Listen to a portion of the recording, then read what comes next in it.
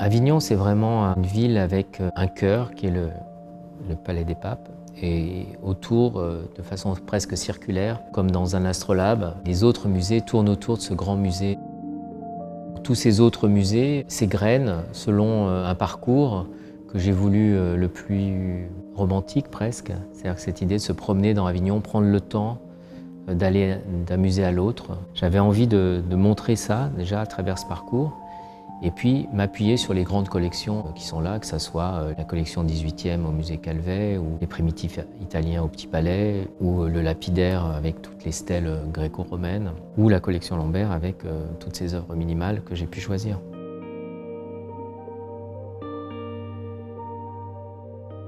Ici, à la collection Lambert, le sens qui est pour moi important, c'est ce rapport à la beauté, vu à travers des artistes qui se sont posés ces questions-là bien avant tout le monde.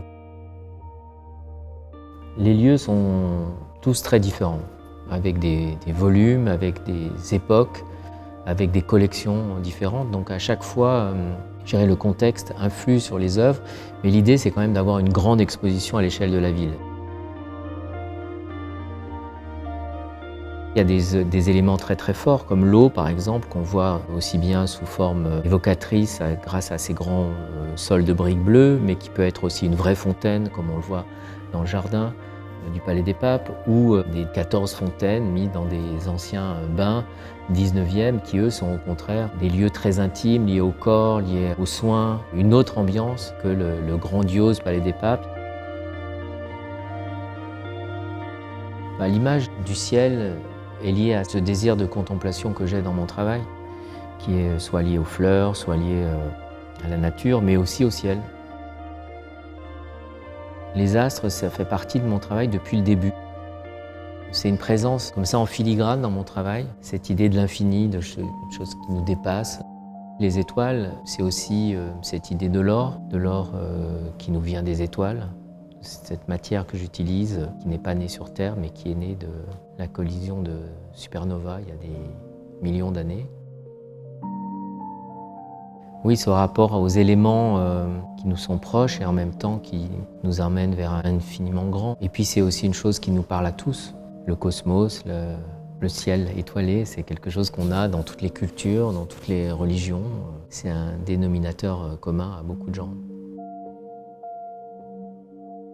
Dans ce travail sur le cosmos, j'avais envie de retravailler des constellations, les constellations du zodiaque, et les montrer au Palais des Papes. C'était important parce que l'époque de XIIIe, XIVe siècle, c'est le moment où on bascule entre astrologie et astronomie, c'est-à-dire entre une croyance et la science. Et c'est intéressant à travers des œuvres qui elles-mêmes sont faites selon des algorithmes mathématiques très précis, qui sont déjà des choses scientifiques, évoquer l'emplacement des étoiles dans l'espace avec ces perles d'or qui sont à la place des étoiles, et en même temps qui sont des signes de l'infini par eux-mêmes et qui continuent cette série d'œuvres que j'ai fait avec le mathématicien Robin Arroyo sur les reflets infinis.